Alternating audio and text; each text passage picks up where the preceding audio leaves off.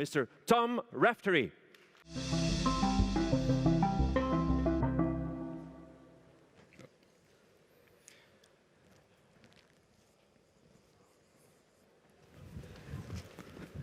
Life is random. Life is capricious.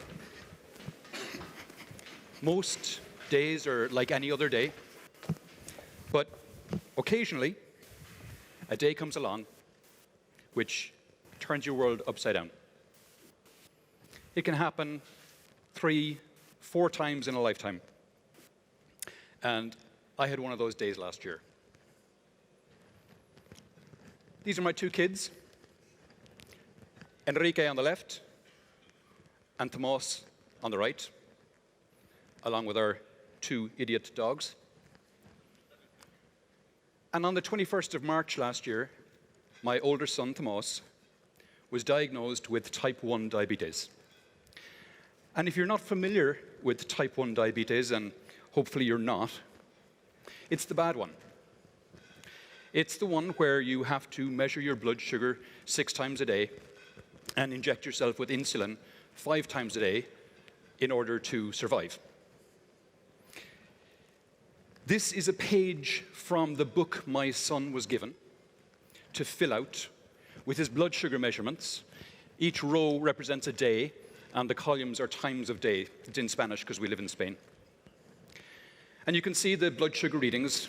He would bring this book with him to the medical center and present it to his medical team, and they would look at those readings and look for patterns across the day in order to advise him on the amounts of insulin he needed to inject to manage his blood sugar levels. Then last year, in the summer, he was transitioned onto this device. This is a sensor, it's called a flash sensor. He applies it to the back of his arm. It stays on for 2 weeks. It's IP67 certified, so he can wear it in the water.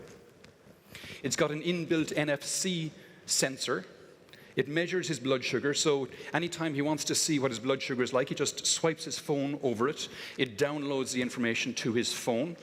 It uploads it to the cloud. I get a notification no matter where I am in the world, on my watch and on my phone. And it goes into a personal private health cloud, which his medical team have access to, and gives these kind of analytics. This is the data from his blood sugar across a 2-week period, averaged out over 24 hours.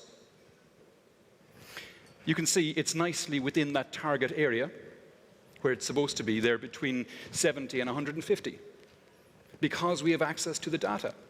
Because the doctors can see and advise him how much insulin to inject when. As I said, it's between 70 and 150. For context, when he was diagnosed, he was 453. This, for me, while it's a very personal example, is a lovely little microcosm of how the switch from analog to digital is transforming our world. In our case, it's in healthcare, in this particular example, but it's happening all over the place.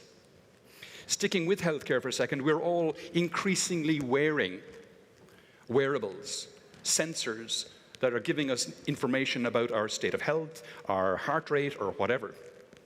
If you think about today what your healthcare experience is like, you typically feel unwell.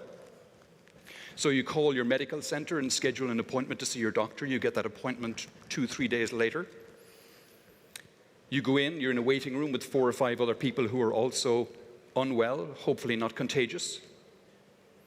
You get to see your doctor after 15-20 minutes. You're thinking about your next meeting across town. Maybe you have to pick up your kids, maybe you have to see a client or meet your boss. And then your doctor takes your heart rate and your pulse and tries to make a diagnosis based on these data, which are, by definition, out of context.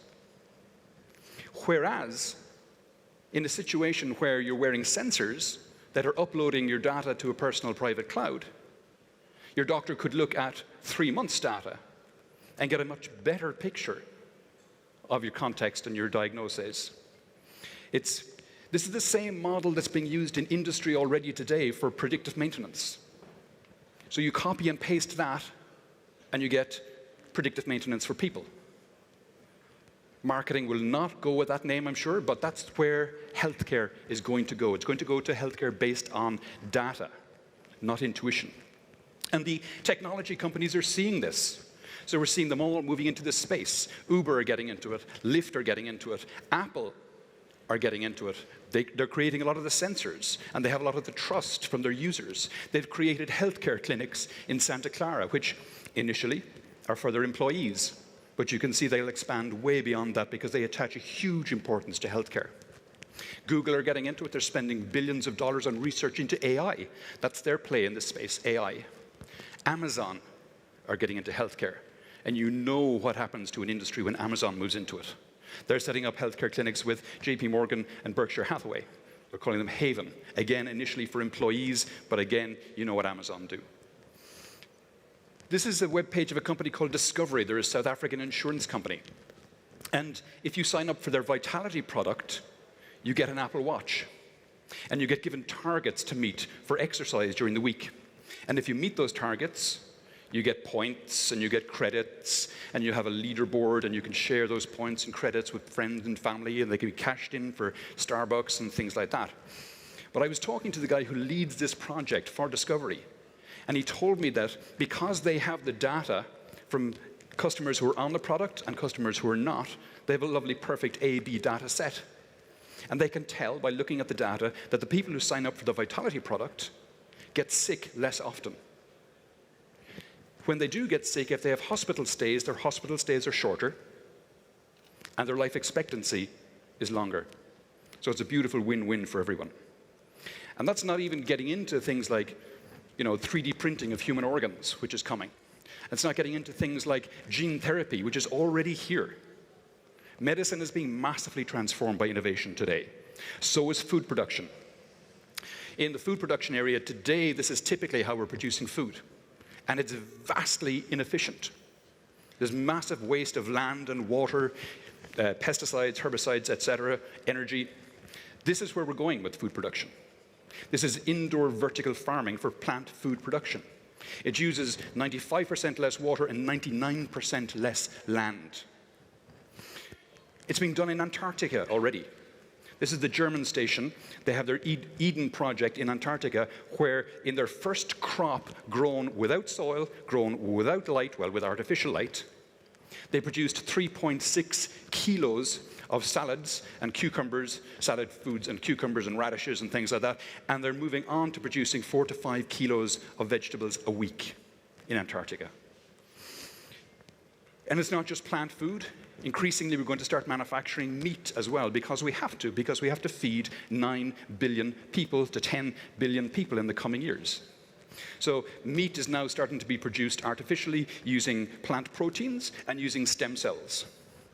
This is the Impossible Burger, which was showcased, the Impossible Burger version 2, which was showcased at CES earlier this year.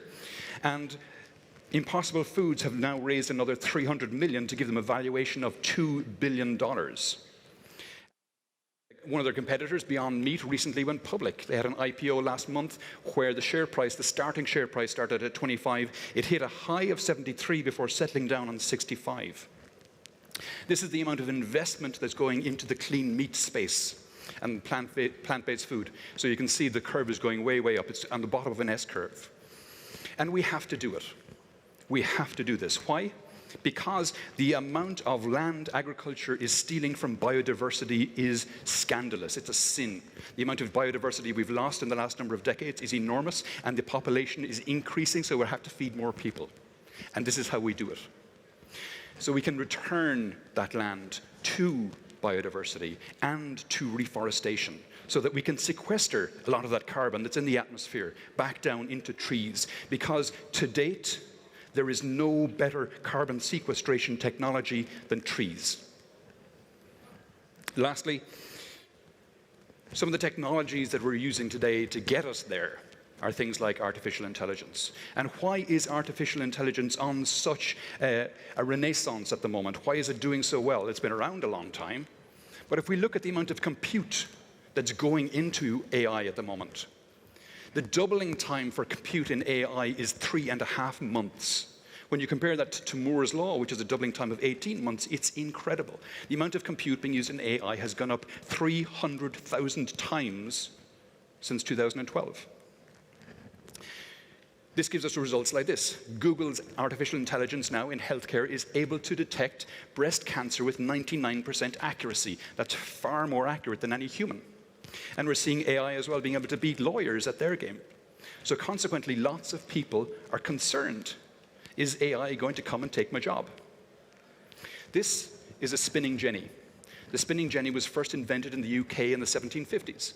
And at that time in the UK, there was lots of concern that the spinning jenny was going to come and take the jobs of the spinners and weavers. At the time, there was 7,900 spinners and weavers in the UK. By 1790, 30 years later, that number had grown from 7,900 to 320,000. Why? Because the spinning jenny could produce yarn that was cheaper and better quality than could be produced manually. And so more people had access to it. So as more people had access to it, more people bought it, so they needed more spinning jennies.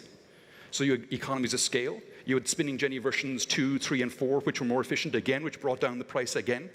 So more people had access. So now we needed distribution networks, we needed supply chains, we needed roads, we needed rail, we needed ships, and we had an industrial revolution. This is a study by Deloitte of employment trends over the last 140 years. And you can see the light blue bar is manual labor, and that goes down. The dark blue is kind of caring professions, and that's gone up. And to dig into it in a little more detail, we can see things like agricultural laborers, washers and launderers. The numbers of those have crashed.